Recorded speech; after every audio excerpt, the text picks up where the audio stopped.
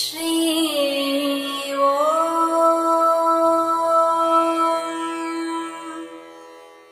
ஸ்ரீ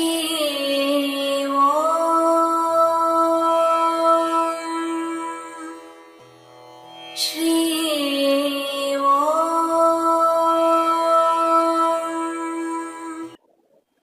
ஸ்ரீஓம். மாலையபக்ஷம். மாலையபக்ஷம் என்றால் என்ன? மாலையபக்ஷம் என்பது பௌர்ணமி முதல் மாலை அமாவாசை வரை இது மாலையபட்சமாகும். இந்த மாலையபக்ஷத்தில் முக்கியமானது பரணி தர்ப்பணம். பரணி பித்ருக்களுக்காக செய்யக்கூடிய ஒரு தர்ப்பணமாகும். இது ஏன் செய்கிறோம், எதற்காக நாம் செய்ய வேண்டும் என்பதை இங்கே பார்ப்போம். நமது கண்ணனின் சிறப்பு இதுதான். அவர்தான் இதை ஆரம்பித்து வைத்திருக்கிறார். எப்படி? மகாபாரத போரில்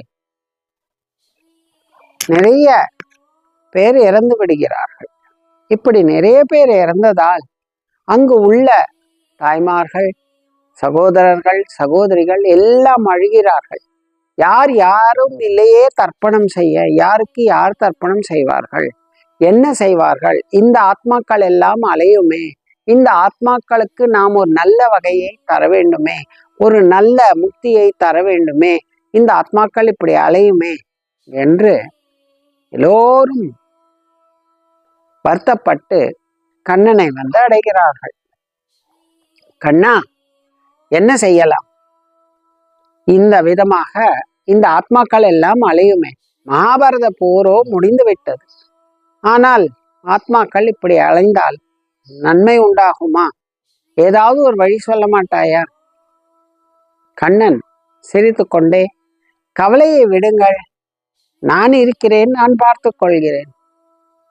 எல்லோருக்குமே தந்தையும் நானே, தாயும் நானே அல்லவா? எல்லோருக்கும் தலைவன் நான் தானே. நானே இதை செய்கிறேன். இங்கே கண்ணனின் சிறப்பு என்னவென்றால், யார் யாருக்கோ நாம் ஏன் செய்ய வேண்டும் என்பதில்லை. எல்லாருமே நம்முடையவர்கள்தான். நம்மால் முடிந்த உதவியை நாம் செய்ய வேண்டும். அது இருப்பவராயினும் இறப்பவராயினும் எல்லோருக்கும் நாம் செய்யலாம். இதில் தவறு ஒன்றும் இல்லை என்று எண்ணி ருக்மிணியிடம் கேட்கிறார். வருகிறாயா? நாம் பித்ருக்களுக்கு பரணி அன்று மாலையபட்சத்தில் தர்ப்பணம் செய்வோம், வருகிறாயா என்று கேட்கிறார்.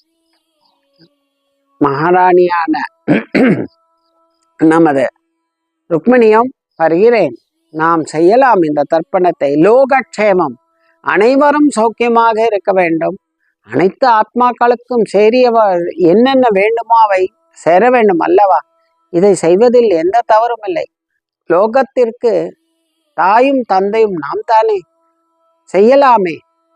எல்லா ஆத்மாக்களுக்கும், ஆத்மாக்கள் துராத்மாக்கள் எவை இருக்கிறதோ அவைகளுக்கு நாம் செய்வோம் என்றும், புண்ணிய நதிக்கரையில் செய்யலாம் என்றும் இருவரும் தர்ப்பணம் செய்கிறார்கள்.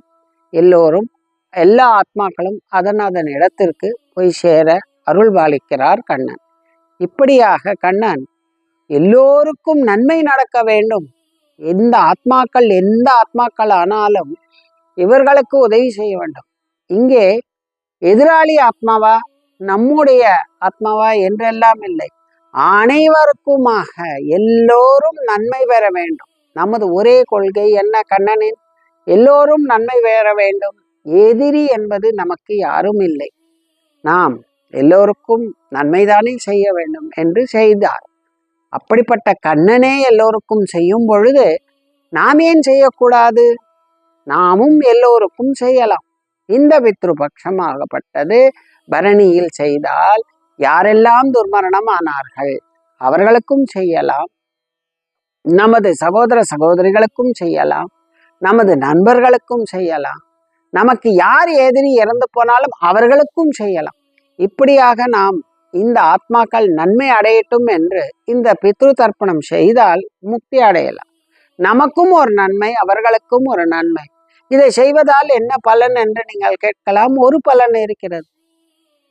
இறந்து போனவர்களின் பிணத்தை எடுத்து நாம் தகனம் செய்வது ஒரு புண்ணியம் போல், இறந்தவர்களின் ஆத்மாவுக்கு ஒரு பித்ரு தர்ப்பணம் செய்தால் பல கோடி புண்ணியங்கள் உண்டு என்று சாஸ்திரங்கள் கூறுகிறது. அப்படியாக இந்த பித்ரு தர்ப்பணத்தை அதுவும் ஜீவ நதி உள்ள இடத்தில் செய்தால் நன்மை உண்டாகும் என்பதுதான் இங்கே சிறப்பானது. ஸ்ரீ